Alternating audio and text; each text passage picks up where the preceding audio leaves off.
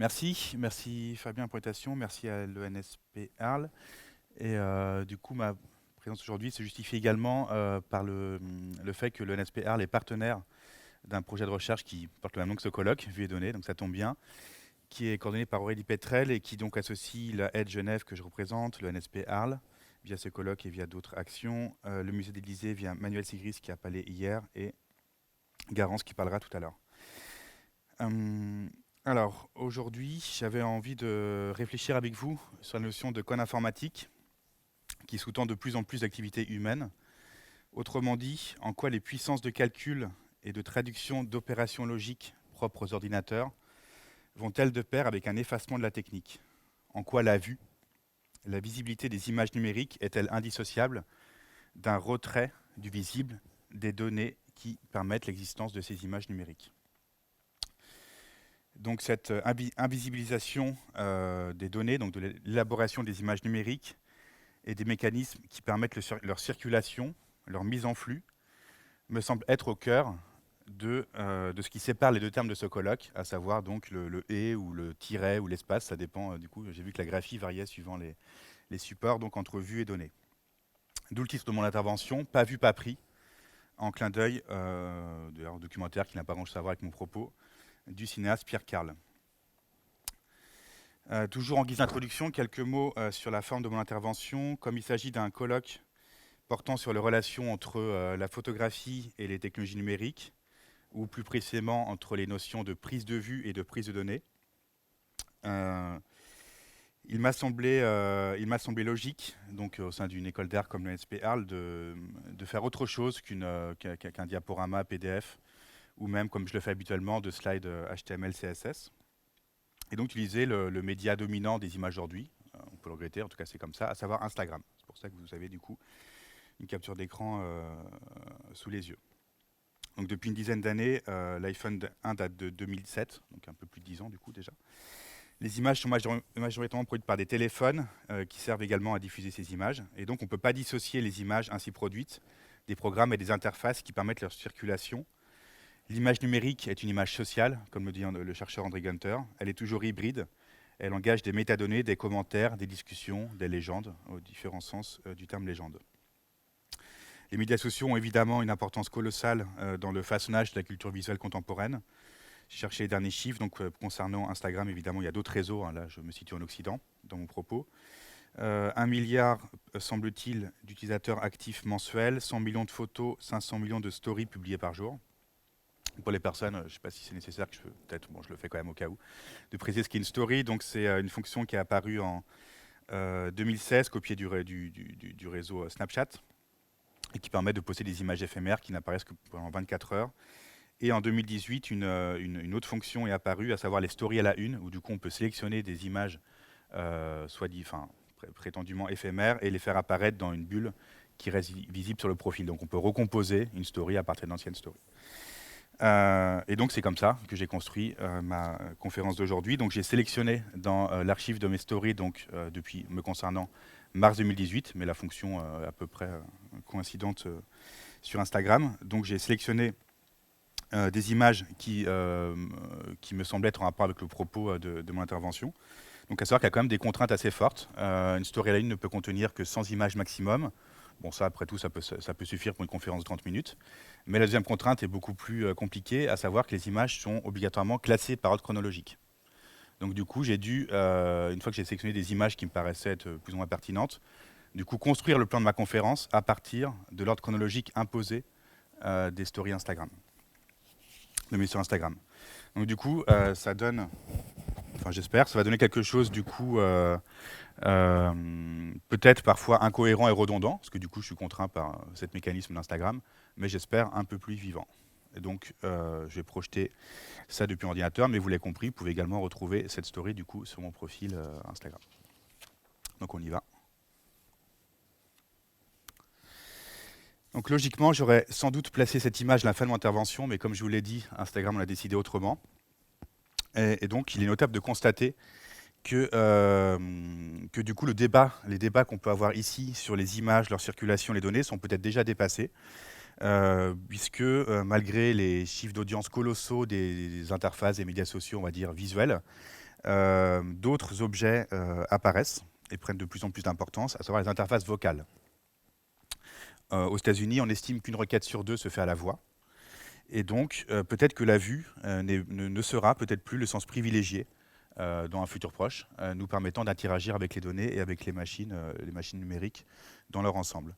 Apparu du coup au début des années 2010, ces assistants vocaux posent une question cruciale aux designers graphiques. En tout cas, moi, c'est mon champ de recherche.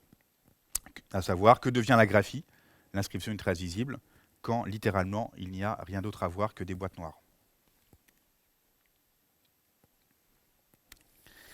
Disons-le autrement, une réflexion sur les relations entre vue et données doit s'inscrire dans une réflexion plus large sur les environnements d'écriture et plus précisément sur les mutations de la notion même d'écriture dès lors que celle-ci devient code. Mise en évidence par le théoricien des médias Wilhelm Flusser à la fin des années 1970 dans son ouvrage encore non traduit, mais il devrait être traduit prochainement, l'écriture est-elle un avenir?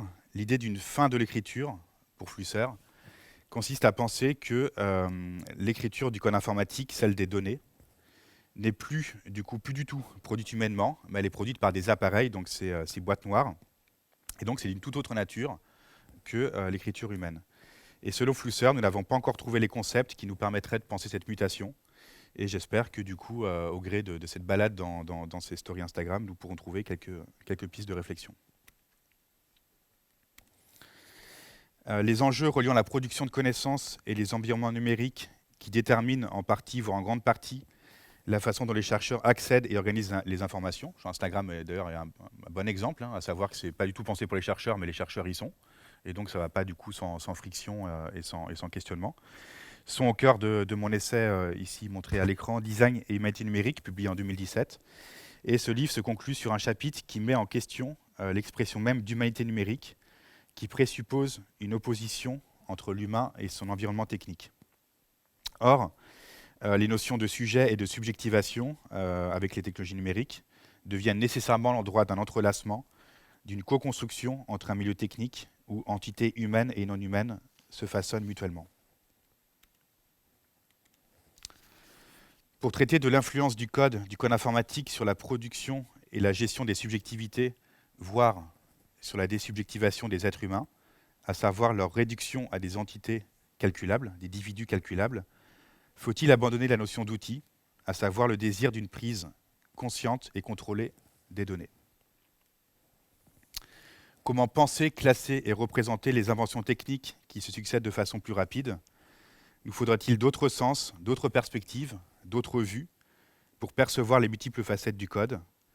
Ne serions-nous pas d'ores et déjà devenus des êtres unidimensionnels, subissant la réduction du monde à du calcul et l'aplatissement de la différence entre cause et conséquence? Quand la rationalité remplace la raison, comment faire société?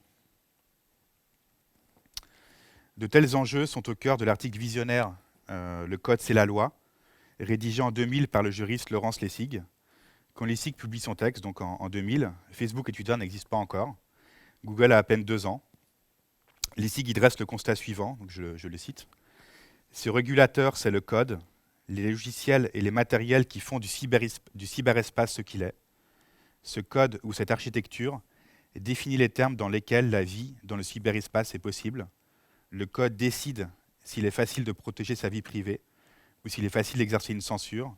Il décide de qui voit quoi ou de qui peut être surveillé. » Je continue à citer Lessig. « Le cyberespace est un endroit qui protégeait l'anonymat, la liberté de parole et le contrôle individuel.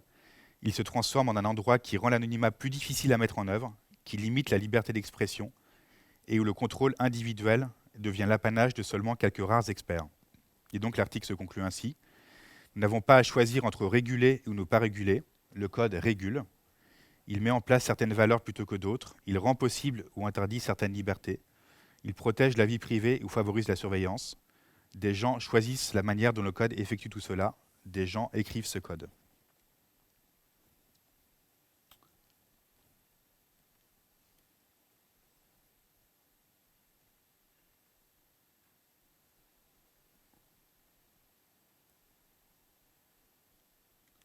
Dès lors, le choix n'est pas de savoir si les gens pourront choisir la manière de réguler le cyberespace. D'autres gens, les codeurs, le feront. Donc je cite encore Lessig ici. Le seul choix est de savoir si nous jouerons collectivement un rôle dans leur choix, donc le choix des codeurs, et si nous pourrons alors déterminer la manière dont ces valeurs se régulent, ou si nous autoriserons collectivement ces codeurs à décider de ces valeurs à notre place. La loi du cyberespace sera déterminée par la manière dont le cyberespace sera codé. Nous aurons échoué à jouer notre rôle dans l'établissement de cette loi. Fin de la citation de Lessig. Donc les machines de pensée, ces entités supposément intelligentes, viendront-elles imposer d'autres choix ou nous libérer du fardeau de penser notre finitude? Mais derrière ces machines intelligentes, dans l'obscurité des boîtes noires toutes puissantes, des travailleurs du clic opèrent pour réguler ce que les programmes ne peuvent pas prendre en charge. Dès lors, peut-on vraiment croire ce type de titre à couleur, des algorithmes et de l'IA pour trier et classer les idées du grand débat de Macron?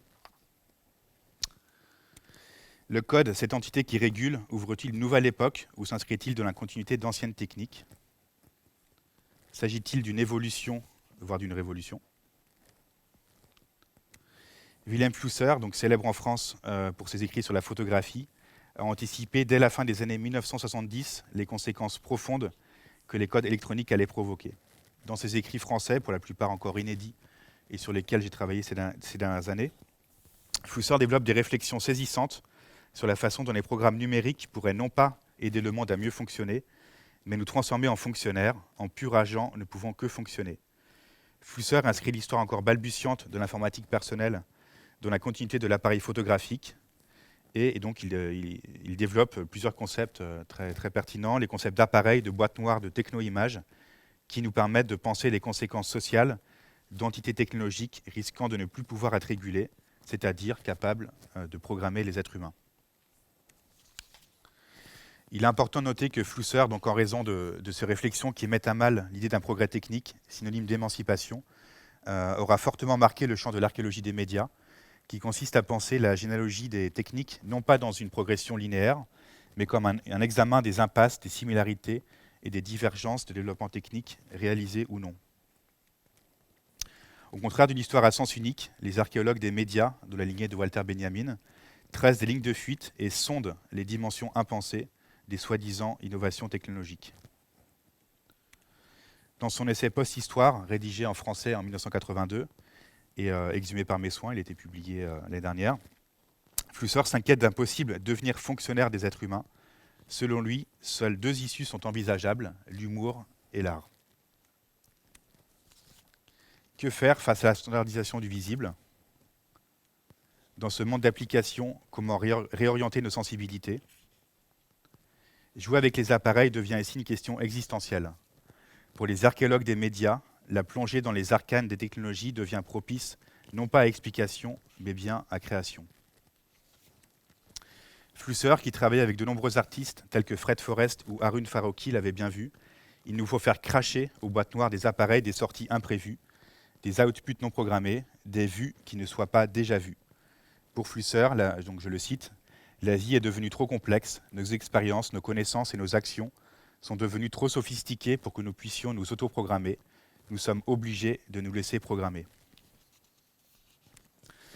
Sans une redéfinition radicale de ce qui fait culture, parce qu'un humain hors culture n'est plus humain, nous dit Freud, sans cette compréhension de ce que les machines font au psychisme humain, sans une enquête sur leurs multiples genèses, alors nous courons le risque que la culture numérique, cette culture du numéraire et de l'encodage du monde en données, ne se retourne en une absence de culture, une entité fermée, sans aucune prise possible.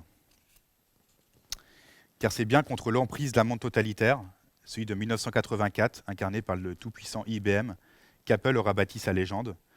Dans le clip publicitaire pour le premier Macintosh, réalisé par Ridley Scott, résonne l'esprit du roman de George Orwell. Citation du clip, du coup. « Mes amis, chacun de vous n'est qu'une petite cellule du grand corps de l'État, et aujourd'hui, ce grand corps s'est débarrassé de ses parasites. Nous avons triomphé de la dissémination incontrôlée des faits. Notre unification de la pensée constitue une âme plus puissante que n'importe quelle flotte ou armée sur Terre. Nous formons un peuple avec une volonté, une détermination, une cause. Nos ennemis pourront converser entre eux jusqu'à en mourir et nous les enterrerons avec leur propre confusion. » En réalité, comme le montre l'artiste et informaticien Lev Manovitch, Les logiciels de création réduisent bien souvent la création à une sélection dans des menus. L'utilisateur, cette entité abstraite et supposée homogène, devient alors semblable à un animal cherchant sa voie dans un labyrinthe. Dans ce monde d'applications, la vue d'ensemble, celle-ci, ne nous est jamais fournie. Face à ce folklore numérique, qui parfois nous dépasse, pourrons-nous un jour mobiliser des algorithmes pour révéler les biais propres à la curation humaine? Les intelligences artificielles, miroirs de nos vies, nous permettront-elles d'inventer de nouveaux gestes, de nouvelles façons d'agencer nos subjectivités? Perdus dans ces lignes de code, face à tant d'images, face à tant de données, face à tant d'embranchements, est-il pertinent de chercher dans des médiums supposément nouveaux, dans tous ces postes, post-modernes, post-médium, post-digital, de quoi affronter les enjeux contemporains? L'archéologie, faisant fi des chronologies trop exactes, est au contraire une étude des sols et des terrains, dans ce que leurs couches superposées et entrelacées recèlent de préhistoire et de post-histoire. Plutôt que de nous concentrer sur les derniers avatars technologiques, ne nous faudrait-il pas mieux, ô joie de l'archéologie, plonger dans les stratifications des programmes et services délaissés, y chercher de quoi déconstruire les idéologies contemporaines et autres injonctions à l'innovation? Ne faire qu'un avec le code, faire infuser les écrans pendant des heures, tant d'images, tant de pixels, tout tourne autour de moi. Oui, les programmes, intelligents ou non, pourraient nous aider à inventer de nouveaux gestes, puiser dans les machines ces entités potentiellement avilissantes, de quoi bousculer nos habitudes, dessiner non pas à dessin mais à tâtons, commencer à deux avec les programmes. Pour réorienter nos affects et désorienter nos a priori, les flux de données, savamment structurés, ces grilles d'images, en apparence inoffensives, à qui s'adresse-t-il? L'image numérique est-elle encore une image dès lors qu'elle est programmée? Qui regarde quoi? Quoi regarde qui? Recouvert chaque jour d'images de plus en plus nombreuses, comment nous repérer? Y a-t-il une vérité derrière les données? Pour Flusser, les images avec ordinateur imposent une nouvelle ontologie, au-delà de la distinction entre l'être et le devoir-être, entre le vrai et le faux. Ce sont, selon lui, des images qui sont produites par des pressions sur des touches, donc je le cite. Chaque touche signifie un élément dans le programme de l'ordinateur. Cet élément est un concept logique ou mathématique. Ce sont des concepts clairs et distincts. Et c'est la raison pour laquelle le geste de presser sur une touche est un mouvement sautillant. L'image ainsi produite est une mosaïque composée de concepts clairs et distincts. Elle signifie ces concepts. Elle est une computation de concepts qui deviennent surface. Par là, l'ontologie traditionnelle, donc je cite toujours Flusser, est obligée d'abdiquer. La distinction entre le vrai et le faux, entre la science et l'art n'est plus soutenable. Au stade où nous en sommes, dans les images avec l'ordinateur, nous ne pouvons même pas suspecter quel type d'imagination conceptuelle le futur nous réserve. Fin de la citation de Flusser. Voir les données, essayer de les imaginer, est-ce fatalement une affaire de métaphore et de représentation partielle, donc de trame, de grille ou de dépôt? Autant de façons de représenter ce qui échappe à la vue. Dans son article « Le logiciel n'existe pas », publié en 1993, le théoricien des médias Friedrich Kittler développe, à le site de Flusser, l'idée que l'ordinateur signe le dernier acte historique de l'écriture telle que nous la connaissons. Selon Kittler, les interfaces graphiques ne sont qu'une façon malhabile de faire croire que les programmes, donc le software, pourraient exister sans matérialité, sans hardware. Donc je cite Kittler, « À un niveau volontairement superficiel, des interfaces graphiques directement utilisables furent développées, soustrayant ainsi la totalité de la machine à ses utilisateurs, en dissimulant les actes d'écriture qui continuent à être nécessaires à la programmation. En effet, même le manuel d'infographie autorisé par IBM ne prétend nulle part que les interfaces graphiques rendraient la programmation du système plus rapide ou plus efficace qu'avec les simples lignes de commande. » Fin de la citation de Kittler. L'interface, cette zone de jonction, ne serait-elle donc qu'un leurre? Déjouer les interfaces supposerait donc de briser l'opposition entre logiciel et matériel. Pour l'artiste Nam June Paik, l'image vidéo devient une matière vivante et pas seulement la simple retranscription du réel. Bien avant notre époque de surmédiatisation, Nam June Paik avait compris que les informations seraient de plus en plus numériques et suivraient un flux temporel ininterrompu.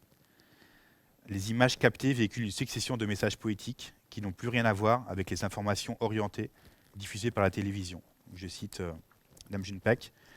En 1965, dit-il, des artistes travailleront avec des condensateurs, des résistances, des semi-conducteurs, tout comme ils travaillent aujourd'hui avec des pinceaux, des violons et du bric-à-brac. Des pratiques comme celle de Nam June Paik m'intéressent en tant qu'elles déjouent le piège tendu par les boîtes noires. On y trouverait matière à invention, matière à dérive, matière à lutte.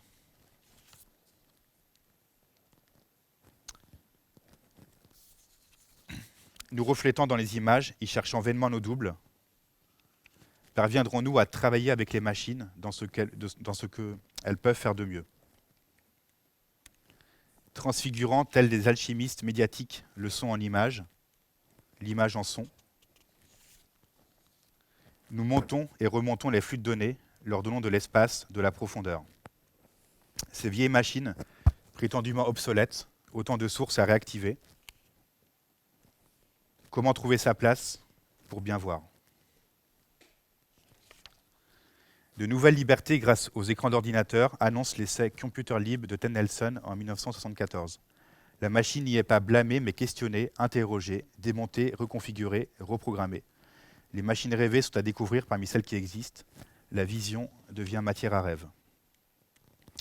Le code, cette entité invisible, est la matière qui permet au programme de fonctionner. Mais qu'en est-il quand ce code devient auto-évolutif, quand les programmes peuvent s'auto-engendrer?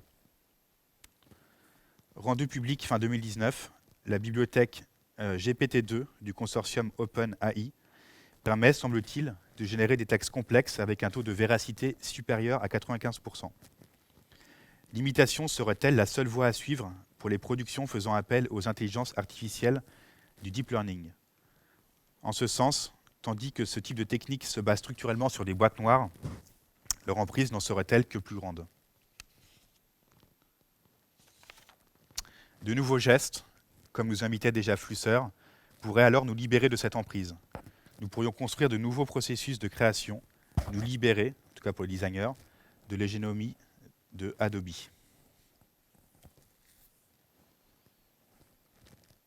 Créer de nouvelles interfaces, négocier nos strates. Mais comment faire, du coup, si ces technologies du deep learning, ces couches de neurones simulées, multiplient les images à une telle quantité qu'elles ne pourraient plus être lues que par des machines? Que faire de ces images, de cette profusion de vues qui dépasse la capacité humaine à les trier? Ce supermarché des images, pour reprendre le titre de l'exposition dont Peter Zendy est le curateur en ce moment au Jeu de Paume, s'ouvre sur un mur imprimé évoquant un environnement numérique. Mais peut-être est-ce un contresens majeur de changer de médium, comme si cela ne changeait rien, comme si les images, une fois imprimées, une fois le code retiré, n'en seraient en rien affectés. Il aurait sans doute été plus pertinent d'exposer les travaux, pourtant déjà anciens, de Lev Manovich, à l'initiative des Cultural Analytics, qui, depuis une dizaine d'années, propose d'aborder les productions culturelles comme des entités susceptibles de faire l'objet de traitements statistiques. Dans un texte encore inédit présentant les Cultural Analytics, Lev Manovich nous dit ceci. Aborder les processus et objets culturels en tant que données peut nous amener à questionner la culture d'une façon qui ne se pose habituellement pas pour les professionnels qui écrivent à son propos, en font la critique et l'administrent, parce que de telles questions iraient à l'encontre des définitions généralement acceptées des notions de culture, de créativité, d'esthétique et de goût dans le champ des humanités, des masses médias ou du monde de l'art. Je cite encore Malovitch. Par exemple, les collectionneurs et les musées seraient-ils prêts à dépenser des millions pour des œuvres contemporaines si l'analyse de données montrait que malgré leur forte valeur financière, celles-ci ne possédaient pas la moindre singularité? Ou si l'analyse de données montrait que les tendances du monde de l'art pouvaient être prédites avec autant de précision que celles du secteur de la mode? L'idéal de cette méthode est de faire émerger des catégories de pensée directement depuis les matériaux visuels. Saisi de vertige face aux conséquences de telles analyses, on en revient au pouvoir des techno-images entrevues par Flusser. Afin de saisir la différence entre une image analogique et numérique, nous pourrions en révéler la matérialité, comme le propose ici l'artiste Thomas Roof. Le pixel est le nouveau grain de l'époque de la reproduction annoncée par Walter Benjamin. De la même façon que les fruits et légumes des supermarchés ont l'image d'un idéal naturel qui n'existe pas, cette mise en visibilité de la matérialité des images numériques serait à la fois la source d'une prise de conscience de leur caractère codé et d'autre part, une façon de susciter de la surprise, comme nous y invite le théoricien des médias Yves Citon dans le catalogue qui accompagne l'exposition au jeu de paume. Créer de la surprise dans le supermarché des images peut également consister à faire varier l'image à partir des données qui sous-tendent sa matérialité. Ici, l'artiste Samuel Bianchini propose une silhouette de main, une prise, composée de cotations boursières d'entreprises. Quelle valeur accorder aux circulations de données en dehors de leur valeur marchande? Faut-il créer de la surprise dans le supermarché ou une déprise des marchandises? Suffit-il de mettre en vue les données pour qu'elles ne puissent pas être prises? Cet idéal de liberté n'est-il pas une illusion, puisqu'une fois libérés de tout, comme le notait Flusser, que ferons-nous sinon nous ennuyer? Cartographier les réseaux de pouvoir, non pas pour s'en libérer, mais pour jouer avec eux, pour y trouver matière à surprise, pour s'abandonner dans les arcanes du code. Les cadres contraignants des algorithmes, desquels nous rêvons de nous échapper pour viser un âge d'or qui n'a jamais existé, pour autant qu'on puisse les voir, ces algorithmes, cela pourrait devenir une chance, un terrain de jeu, une piste de danse. Merci pour votre attention.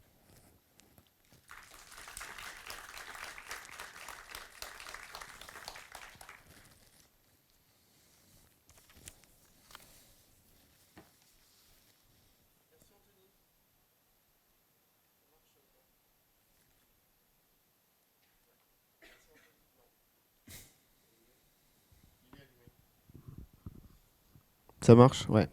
Merci Anthony. Juste avant de passer la parole aux étudiants, petite question. Tu indiques quelque chose autour du repérage. Comment tu le nommerais? Comment tu l'interpréterais, ces formes possibles de repérage que nous pourrions avoir aujourd'hui? C'est compliqué comme question. Je pense qu'il faut c'est très paradoxal en fait, parce que je pense qu'il faut à la fois échapper à l'idée de se repérer totalement, de contrôler, d'avoir une prise totale sur les données. C'est impossible et c'est, je pense, même pas souhaitable. Mais à la fois, l'opposé, la désorientation totale, elle n'est pas non plus soutenable. Sinon, on ne peut plus faire société, comme j'ai noté à un moment donné. Donc peut-être que pour sortir de ce paradoxe, le concept d'appareil tel que le propose Panamavic, qui du coup a un tout autre sens que l'appareil chez Flusser, pourrait nous aider. À savoir, il peut y avoir un temps où on peut être dans l'orientation, mais aussi un temps où on peut se laisser désorienter par l'appareil. Donc l'appareil photographique en l'occurrence, mais évidemment, on peut inventer d'autres types d'appareils que l'appareil photographique. Peut-être que c'est comme ça qu'on pourrait lever cette opposition entre orientation et désorientation. Et du coup, savoir quand se repérer et savoir aussi comment ne pas se repérer sans que ce soit forcément négatif. Du coup, ça passerait forcément par des pratiques artistiques, ce type de pratique.